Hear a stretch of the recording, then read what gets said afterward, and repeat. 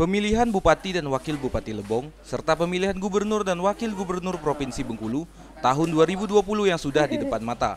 Walaupun di tengah pandemi, berbagai persiapan yang sudah berkaitan dengan pilkada pun sudah dilakukan, mulai dari panitia hingga peralatan pungutan dan perhitungan suara sudah disiapkan.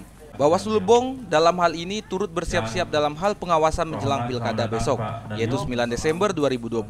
Bahkan mulai dari H-3, Bawaslu beserta jajaran sudah melakukan patroli pengawasan hari tenang untuk memastikan tidak adanya aktivitas kegiatan dalam bentuk kampanye, serta melakukan penertiban segala jenis alat peraga kampanye, sekaligus melakukan patroli anti politik uang yang disampaikan kepada masyarakat Kabupaten Lebong. Untuk kegiatan patroli tersebut terakhir akan dilakukan hingga malam nanti. Terpisah dari itu, dalam tahapan Pilkada 2020 ini terdapat beberapa laporan pelanggaran menyangkut Pilkada yang sudah masuk ke Bawaslu, mulai dari pelanggaran administratif hingga netralitas ASN. Namun hingga saat ini beberapa pelanggaran tersebut sudah berhasil diselesaikan oleh Divisi Pelanggaran.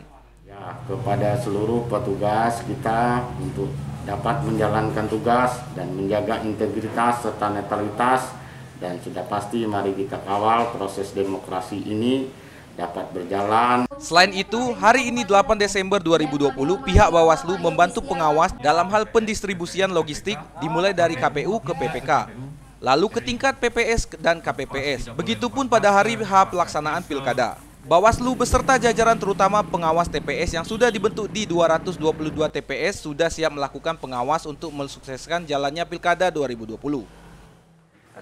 Itulah jajaran Bawaslu sudah siap untuk melakukan pengawasan. Bawaslu siap mengawal pesta demokrasi ini dengan seluruh jajarannya dengan tetap menerapkan protokol kesehatan COVID. Mari kita gunakan hak pilih kita. Dalam situasi protokol kesehatan COVID, semua dalam keadaan sehat dan aman. Dari Amen, Kintan Tamara, Lebong TV melaporkan.